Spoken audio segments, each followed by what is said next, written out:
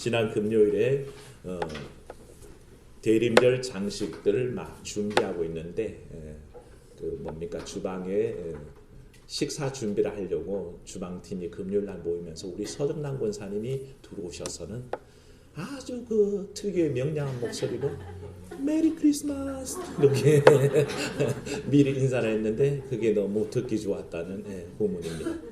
조금 이른 감이 있지만 성탄 시즌이 돌아왔고 대림절이 시작됩니다. 앞뒤 좌우로 메리 크리스마스 이렇게 하면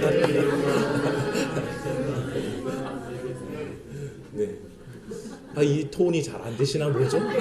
메리 크리스마스 네. 도레미파솔라 라 정도로 하면 딱 그게 나옵니다. 네. 기쁨의 성탄 시절을 맞이하면서 대림절을 시작할 수 있기를 바라고, 이 대림절 첫 주에 우리 성부 성자 성령 하나님의 은총이 늘 똑같이 함께 하시기를 주의 이름으로 축원합니다. 말씀드린 대로 오늘은 대림절 첫째 주일입니다. 일반 달력은 아직까지 2019년이 한 달 남아 있습니다만 우리 교회 달력은 이제 새로운 한 해가 시작됩니다. 그래서 오늘이 새로운 한 해가 시작되는 첫 달력을 넘기는 때입니다. 대림절은 해마다 11월 27일에서 12월 3일 그 사이에 오는데요. 그 날 중에 제일 가까운 주일이 대림절 첫째 주일이 되게 되어 있습니다. 그렇게 달라지는 이유는 부활절의 시기가 다르기 때문에 그렇습니다. 부활절이 충분 후 만월 후 첫 주일이기 때문에 그 기준으로 모든 절기들이 움직이는 경향이 있습니다. 그래서 대림절도 거기에 맞추어서 그렇게 움직이다 보니까 짧을 때는 대림절은 22일 딱 지킬 때도 있고요. 길 때는 28일간 지킬 때도 있습니다. 올해는 며칠일까요? 너무 어려운가요?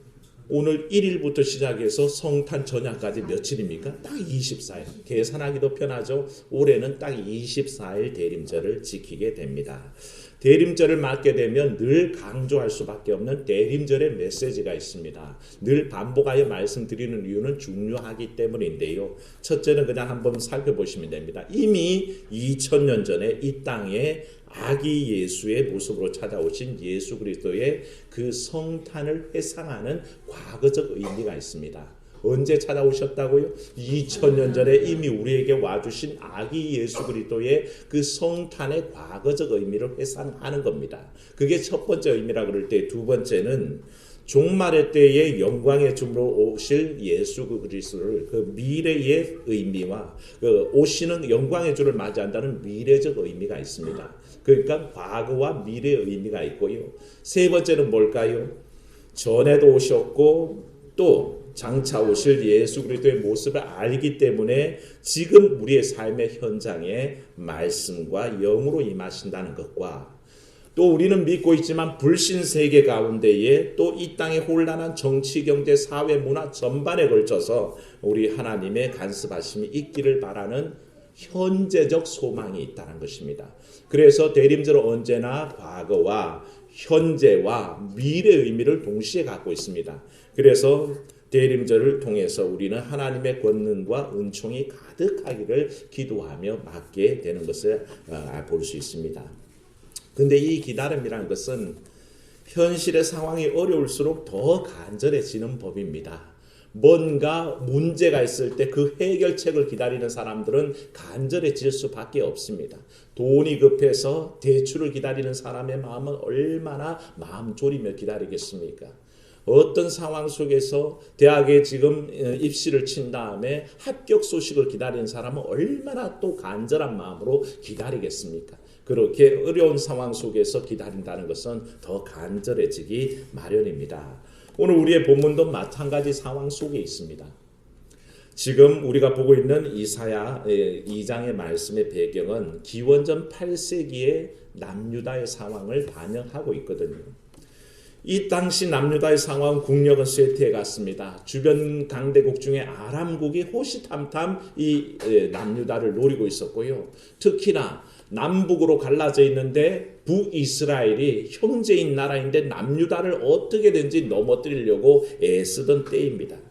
저 멀리 북방에서는 아시리아는 신흥 강국이 등장해서 세계 재패를 꿈꾸며 그 세력을 확대하고 있던 때고요. 전통적으로 남쪽의 강대국 애굽이 진을 치고 늘 압박을 하던 때입니다.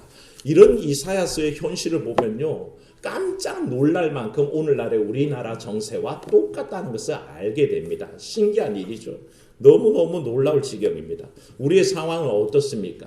한 형제인 북한이 늘 남한을 위협하면서 미사일을 전진 배치하고 중장거리 미사일을 날마다 실험하면서 더 멀리 쏠 수 있는 것들을 개발하고 있습니다. 핵을 개발해서 우리를 위협하죠. 일본은 어떻습니까? 과거에 우리나라를 침략했던 과거사를 다 반성하기는커녕 오히려 우리에게 경제적 도발로 우리나라에게 경제적 압박을 가하고 있는 것도 현실입니다.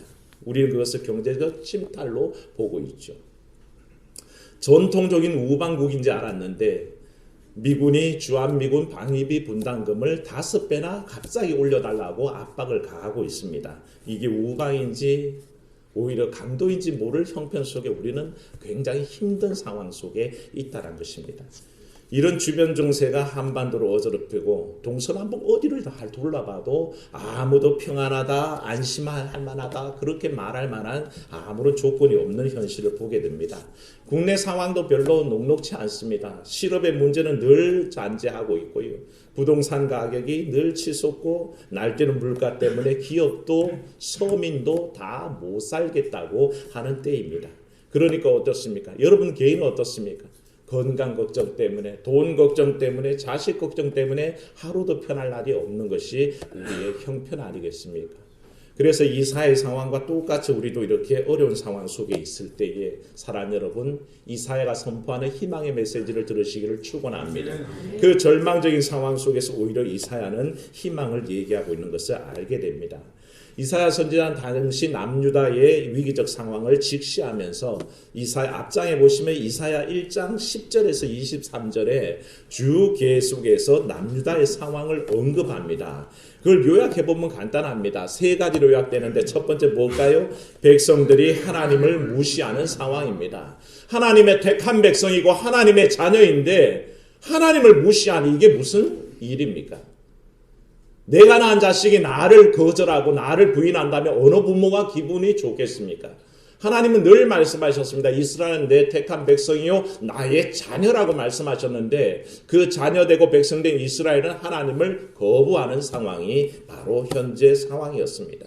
그러니 하나님을 늘 예배하던 그 민족이 예배가 형식적이 돼버립니다. 예배 자리에 나와 있지만 하나님을 찬양하는 자리에 있기는 하지만 그것이 형식화되어서 화석화되어 간다 그러죠. 돌같이 굳어지는 마음밖에 없다는 것을 알게 되고요. 그러다 보니 하나님의 정의와 공의는 땅에 떨어집니다. 그야말로 재판이 굽어지고 권력자들이 마음대로 횡포를 부리는 시대가 와버렸습니다. 그래서 우리 옛말에 뭐랍니까? 유전자 무죄, 무전자 유죄. 돈이 있으면 죄가 없고 돈 없으면 죄가 있는 그런 상황이 이 남유다 상황 속에서 비일비재하게 일어난 겁니다. 재판장들이 뇌물을 받고 재판을 굽게 하고 약한 사람들을 괴롭히고 힘들게 하는 그런 상황이 도달해서 그런 상태가 이 남유다에 지속되고 있었다는 것을 보게 됩니다. 하나님의 이 죄악을 좌시할 수 없어서 이사야를 통해서 멸망을 예언하고 죄악을 지적하시는데요. 이러한 남유다의 상황을 이사야 1장 30절 31절에는 이렇게 표현합니다. 같이 읽습니다. 너희는 잎사귀 마른 상수리 나무 같을 것이요 물 없는 동산 같으리니 강한 자는 삼오라기 같고 그의 행위는 불티 같아서 함께 탈 것이나 끌 사람이 없으리로다. 아멘. 이사야가 바라보는 남유다의 당시 상황은 이와 같이 비참했습니다. 잎사귀 하나 달리지 않는 상수리 나무, 열매는커녕 청정한 잎사귀 하나 달리지 않은 마른 나무에 불과하다고 얘기했습니다. 얼마나 외로운 모습입니까? 얼마나 처량한 모습입니까? 말씀하시기를 물 없는 동산 같다 그랬습니다. 동산에는 물이 풍성해야 됩니다. 그 풍성한 물이 생명의 근원이 되어서 그 물을 빨아먹고 풀도 자라고 나무도 자라고 곡식도 열리고 과실도 열리게 마련입니다. 그런 일들이 넘쳐나야 되는데 그와 같지 않고 물이 없는 동산이라고 그랬습니다. 성경에는 이와 같은 반대되는 표현이 뭐냐 한번 따라합시다. 물된 동산. 기억하십니까? 하나님께서 축복하시고 하나님의 말씀 따라 사는 사람들은 물된 동산이라 그랬습니다. 사랑하는 여러분, 여러분들의 삶이 물된 동산 되시기를 축원합니다. 물 없는 마른 땅이면 아무 생명이 자라지 않습니다. 그런데 물된 동산, 물이 날마다 되어지는 그 동산에서는 생명이 풍성하게 일어나는 거죠. 그런 삶을 말씀하실 때 하나님의 사랑과 은혜가 넘치고 그분께 예배하고 경배하는 삶이고 찬양하는 삶이고 기도하는 인생을 성경은 물된 동산 같다라고 그렇게 표현했습니다. 우리 모두가 물된 동산 같아져야 할 줄로 믿습니다. 그런데 이사야 당시에 이 남유다는 물된 동산이 아니라 물 없는 동산입니다. 마른 동산입니다. 그러니 얼마나 척박하겠습니까? 이사야의 음성을 계속 들으면 이스라엘의 모습은 삼오라기 같다 그랬습니다. 삼오라기가 우리 실오라기를 생각하시면 됩니다. 삼배를 만들기 위해서 삼으로 꼬아놓은 실의 그 터진 모습이 삼오라기인데 실오라기도 이렇게 퍼져 있으면 불을 갖다 대면 확 붙어 오르지 않습니까? 삼오라기는 더 말할 것도 없다고 합니다. 불을 갖다 대면 너무 활활 타오르는 게 삼오라기인데 바로 인간의 죄와 이 삼오라기 같은 현실이 묶여져서 불을 갖다 대면 그들의 죄악이 불티가 되어서 이 삼오라기에 옮겨 붙으면 불이 타기 시작하는데 오늘 이사야는 뭐라 그럽니까? 끌 사람이 없다라고 그랬습니다. 이 불이 한번 일어나면 심판의 불이 일어나면 끌 사람이 없다라고 그렇게 표현해 주셔서 심판의 임박함을 보여주고 있습니다. 이게 남유다의 상황입니다. 자칫 잘못하면 영원한 심판 가운데 무너질 수밖에 없는 그런 상황 속에 있었다는 것입니다. 그러나 이 모든 상황 속에서 오늘 말씀의 주제와 동일하게 우리는 하나님의 마음을 알아야 됩니다. 하나님의 마음이 묻어나오는 이사야 본문을 한번 읽어볼 텐데요. 이사야 1장 2절 3절입니다. 한번 읽어봅니다. 하늘이여 들으라, 땅이여 귀를 기울이라. 여호와께서 말씀하시기를 내가 자식을 양육하였거늘 그들이 나를 거역하였도다. 소는 그 임자를 알고 나귀는 그 주인의 구유를 알건만은 이스라엘은 알지 못하였고 나의 백성은 깨닫지 못하는도다 하셨도다. 아멘. 이 말씀을 들으면 이 패역한 이스라엘에 대해서 하나님이 굉장히 섭섭하십니다. 얼마나 섭섭하신지 내가 이 자식들이 나를 거역하는구나. 소나 나귀도 지 주인 아는데 지 임자를 아는데 이 이스라엘 백성들은 나를 모르는구나 라고 책망하고 계시는 것을 봅니다. 그런데 이 책망의 말씀 속에 하나님의 진정한 뜻이 숨어있는 단어가 있습니다. 뭐냐 하면 그렇게 나를 속상하게 함에도 불구하고 하나님이 이 말씀하실 때 이스라엘을 뭐라고 부릅니까? 따라합시다. 내 자식, 내 백성. 하나님이 이걸 포기할 수가 없는 겁니다.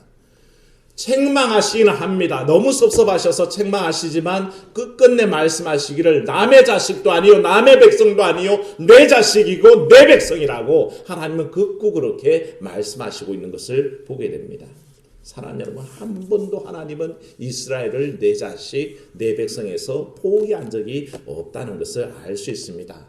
그 사랑 안에 우리도 동일하게 써 있습니다. 사랑하는 여러분, 하나님이 여러분을 자녀 삼으신 것을 믿으시기를 축원합니다. 하나님께서 나의 백성으로 쌓고 계시는 것을 믿으시기를 바랍니다. 바로 우리는 그런 은총 가운데 살아가고 있습니다. 하나님께서는 그런 마음으로 이 패역한 백성들에게 희망을 선포하고 있습니다. 이사야를 통해서. 그 희망의 메시지가 전해지는 것이 오늘 본 말씀에 상징적으로 드러나는 것이 있습니다. 뭐냐 하면 여호와의 산 하나님의 전은 영원히 서 있을 것을 선포합니다. 하나님의 산 하나님의 전이 어디에 서 있습니까? 오늘 말씀에 한번 따라보자. 시온 예루살렘에 서 있다고 그랬습니다. 그리고 그곳에서는 여전히 하나님의 율법이 흘러나오고 하나님의 말씀이 흘러나오는 곳으로 얘기합니다. 그러니까 하나님의 율법과 하나님의 말씀이라는 것은 인생들에게 허락하신 축복이자 언약을 담고 있습니다. 우리가 말씀 한 군데 볼 텐데요. 아모스 8장 11절 읽어봅니다. 시작. 주 여호와의 말씀이니라. 보라 날이 이를지라 내가 기근을 땅에 보내리니 양식이 없어 추림이 아니며 물이 없어 가람이 아니요 여호와의 말씀을 듣지 못한 기갈이라. 아멘. 우리가 인정하든 인정하지 않든 이 세상을 하나님은 말씀으로 창조하셨습니다. 말씀으로 창조하실 때에 주신 그 창조하신 모든 것이 우리가 누리도록 제공되어 있습니다. 하나님은 말씀으로 이 땅을 창조하셨고 그 가운데 땅도 바다도 그 모든 곡식과 과일, 가축, 물고기 할 것 없이 다 우리가 누리도록 허락하셨다는 것입니다. 우리가 지금 누리고 있는 거 궁극적으로 하나님의 말씀으로 이루어진 겁니다. 그러니 말씀은 우리에게 뭘까요? 축복입니다. 말씀이 있어야 우리가 살게 됩니다. 이 상황을 아모스는 뭐라 그랬냐 하면 우리에게 비참한 지경이 되면 이 말씀을 들을 수 없는 기갈이 올 것이란 것입니다. 더 이상 축복을 느낄 수 없고 하나님이 주신 놀라운 선물을 경험할 수 없다라는 것을 상징적으로 아모스는 이 말씀의 기갈이 임할 것이라 라고 그렇게 선포하는 겁니다. 사람은 이 말씀의 은혜 가운데 말씀이 주시는 풍요로움 가운데 살아야 합니다. 오죽하시면 예수님께서도 마태복음 4장 4절에 이렇게 말씀하셨습니다. 한번 읽읍시다. 사람이 떡으로만 살 것이 아니요 하나님의 입으로부터 나오는 모든 말씀으로 살 것이라. 아멘. 말씀이 없으면 살 수 없다는 말입니다. 왜? 말씀이 단지 내가 듣고 좋다, 은혜 받았습니다, 참 귀한 말씀입니다 이렇게 느끼는 정도로 끝나는 게 아니라 말씀은 실체입니다. 창조 사역을 감당하셨고 창조를 통한 모든 물질을 제공하셨고 우리가 살 수 있는 모든 양분들을 말씀 속에 포함시켰기 때문에 그 말씀 없이는 살 수 없음을 알고 계셨고 그래서 예수님도 사람이 떡으로만 살 것이 아니요 뭘로요? 하나님의 입으로 나오는 모든 말씀으로 살지니라 그렇게 선포하신 겁니다. 사랑하는 여러분, 주의 말씀으로 충만케 되는 여러분 되시기를 축원합니다. 그게 우리에게 주신 하나님의 말씀의 특징입니다. 이 말씀이 없으면 사람은 살았어도 산 것이 아니란 것입니다. 근데 이런 희망 없어 보이는 이사야 당시의 남유다 상황 속에서 하나님은 이런 축복이 끊이지 않을 것을 약속하신 말씀이 시온에서 율법이 끊이지 않을 것이고 또한 성전에서 말씀이 끊임없이 우리에게 흘러나올 것을 선포하셨습니다. 사랑하는 여러분, 주의 말씀 가운데 있을 때는 우리가 절망이 아니요 소망인 것을 믿으시기를 축원합니다. 실망하는 게 아니라 희망이 넘친다는 것을 믿음 안에 고백해야 할 줄로 압니다. 두 번째로 주시는 희망의 메시지가 4절에 나와 있습니다. 4절 말씀 한번 읽습니다. 그가 열방 사이에 판단하시며 많은 백성을 판결하시리니 우리가 그들의 칼을 쳐서 보습을 만들고 그들의 창을 쳐서 낫을 만들 것이며 이 나라와 저 나라가 다시는 칼을 들고 서로 치지 아니하며 다시는 전쟁을 연습하지 아니하리라. 아멘. 두 가지 사실이죠. 첫 번째는 뭐냐 하면 그가 열방을 판단하시고 많은 백성을 판결하신다고 그랬습니다. 열방이라는 것은 아까 말씀드렸지 않습니까? 남유다의 주변 상황은 이스라엘이 남유다가 힘을 못 쓰는 상황입니다. 뭐라고 얘기를 할 수 없는 겁니다. 억울한 일을 당하는데도 항의 한번 할 수가 없는 겁니다. 뭐라고 말해봐야 항의해봐야 씨알도 안 먹히는 상황 속에서 처해 있었던 겁니다. 여러분도 그렇지 않습니까? 삶 속에서 내가 뭔 얘기를 하는데 옳은 말을 하는데 주변에서 나를 윽박지르면 얼마나 억울합니까? 눈물을 삼키면서 분노를 삼키면서 참아야 될 때가 많지 않습니까? 그런데 하나님께서는 이 상황을 반전시켜서 열방들을 판단하시고 열방들을 재판하시겠다는 겁니다. 내가 나서서 항의하지 않아도 됩니다. 내가 나서서 억울하다고 변명하지 않아도 됩니다. 그 억울함과 그 분노의 마음들을 하나님께서 다스려 주시고 모든 열방을 판단하시고 판결하신다고 선포하셨습니다. 이 주의 공의와 정의를 믿으시기를 축원합니다. 사람은 굽게 마련이지만 하나님은 굽지 않으십니다. 또 한 가지 약속이 뭐냐면 칼을 쳐서 보습을 만들고 창을 쳐서 낫을 만든다고 그랬습니다. 여러분이 아시겠지만 칼과 창은 남을 찔러 죽이는 생명을 해야 하는 도구입니다. 그러나 보습이나 낫은 뭡니까? 농사를 짓고 열심히 일해서 땀을 흘려서 생명을 일구는 일이 보습과 낫에 담겨 있죠. 왜 낫 가지고 사람을 칠 수 있다고요? 그거는 너무 지나친 상상력이고요. 보습과 낫은 농기구입니다. 그렇게 평화를 일구어 나가는 도구인데 예수님 당시 세계가 로마의 힘의 지배를 받았습니다. 그래서 로마가 표명하던 것은 뭐냐? 한번 따라합시다. 팍스 로마나. 이 팍스 로마라는 말은 로마의 평화란 뜻입니다. 그런데 이 로마의 평화란 말은 사실은 팍스 로마나 이퀄 거짓 평화입니다. 칼과 창에 짓눌려 있는 억압된 상태였고요. 칼과 창 아래에서 평화를 누리는 것이 아니라 단지 무서워서 숨도 못 쉬고 꼼짝 못하고 있는 상태가 팍스 로마입니다. 사람들이 이 로마의 평화의 시기를 마치 진정한 평화가 온 것처럼 생각했지만 천만에요. 뭐에 무서워서? 창과 칼이 무서워서 말도 못하고 가만히 있고 싸움질도 못하고 분쟁도 일으키지 못하고 그 힘의 지배 속에 눌러 있었던 때입니다. 그게 팍스 로마나이로 또한 거짓 평화라는 것입니다. 하나님은 열강들의 위험 속에 있는 하나님의 백성들에게 이런 칼과 창에 위에 억압하는 평화를 원치 않으셨습니다. 하나님께서 진정 원하신 평화는 따라합시다. 샬롬. 샬롬. 예, 이 평화를 주시기를 원했습니다. 칼과 창이 지배하는 것이 아니라 누구든지 열심히 보습을 가지고 밭을 갈고 낫을 가지고 풀을 베며 열심히 땀 흘려 일하기만 하면 모두가 함께 잘 살 수 있는 나라로 인도하시는 것이 하나님의 평화였습니다. 더 이상 남을 찌르고 남을 해야 하는 칼과 창은 필요 없습니다. 그저 묵묵히 땀 흘려 일하는 도구인 보습과 낫만이 필요했던 것입니다. 하나님은 이런 때가 오게 하실 것을 약속하셨습니다. 이게 진정한 평화요, 진정한 샬롬인 것을 알게 됩니다. 그래서 주님께서 원하시는 이 평안을 우리 가운데 실현해 주시려고 주님은 아기 예수의 모습으로 우리 가운데 와주셨습니다. 다른 이유가 없습니다. 우리에게 참된 평화 주시려고, 참된 평안 주시려고, 온전한 사랑을 이루어 주시려고 아기의 모습으로 우리 가운데 와 주셨다는 겁니다. 그 날을 기념하여서 기다리는 날이 바로 이 대림절 기간입니다. 우리의 삶 속에 이런 주님의 오심을 기대하고 예배하고 기도하며 기다려야 합니다. 100세 기독교 철학자로 유명한 김형석 교수님이라고 있습니다. 아직도 생존해 계십니다. 실제로 1920년생이시니까 딱 100세입니다.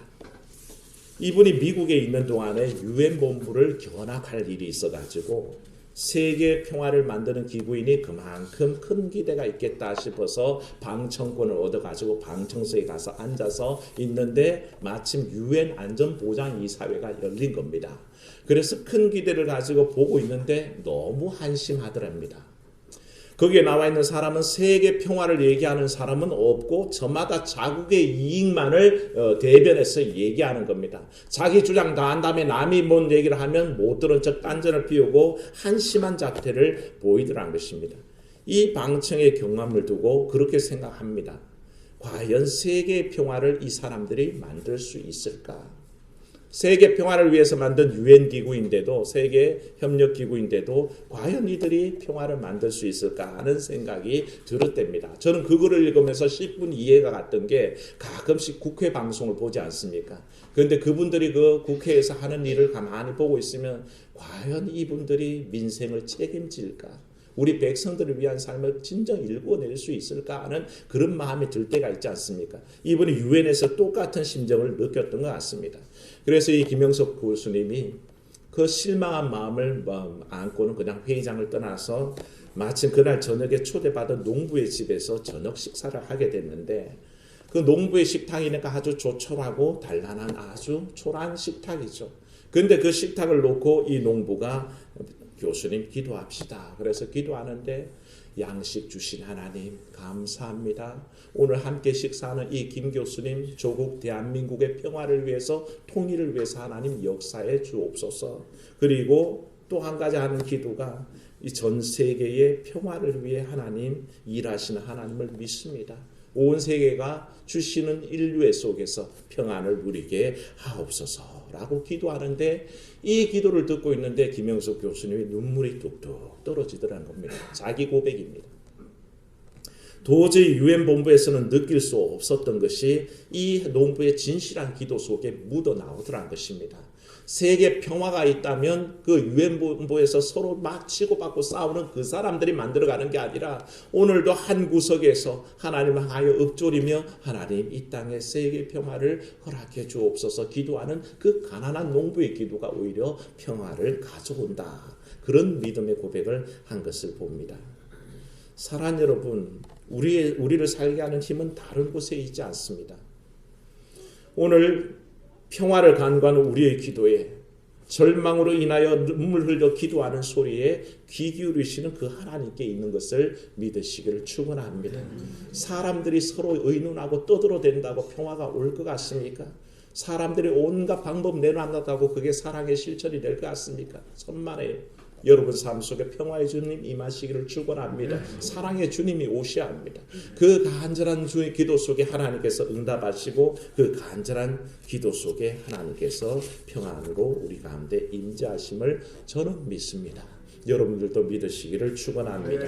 이 대림절 첫째 주일에 내 절망이 변하여 희망되게 하시는 그 그리스도의 오심을 기다리는 삶이 되시기를 주의 이름으로 축원합니다.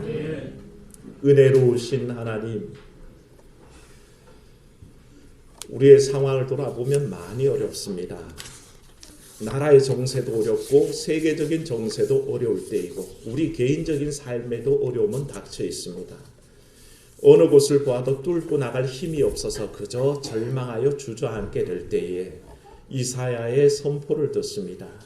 하나님의 말씀은 영영이 설 것이고 그 말씀이 여전히 살아서 우리 삶을 인도하는 것을 믿음으로 고백합니다. 말씀으로 임하여 주시옵소서. 말씀이 육신이 되어 우리 가운데 거하신다고 하셨습니다. 그 말씀의 권능을 오늘도 맛보아 알게 하시고 하나님께서 우리의 현실에 간섭하사 창과 칼이 억압하는 구조 속에서도 오히려 그 모든 것들을 바꾸어 보습과 낫이 되게 하겠다고 하셨사오니 우리는 주의 그 주권적인 평화의 모든 역사를 믿습니다. 우리의 가운데 평안으로 임재하여 주시옵소서. 이 대림절을 기다리며 사람들의 이전 투구에 말려들지 않기를 원합니다. 사람이 목소리를 높여서 주먹을 앞세워서 힘을 앞세워서 평안을 이룰 수 있다는 것은 착각인 것을 깨달아 알게 하시고 오직 참된 평안하시고 참된 평화이신 우리 주님 앞에 조용히 읊조려 기도할 때에 또한 우리 눈물을 들어서 부르짖어 기도할 때 응답하시는 하나님이 계시다는 것을 오늘도 믿음 안에 고백하게 하여 주시옵소서. 주 예수님 이름으로 기도하옵나이다. 아멘.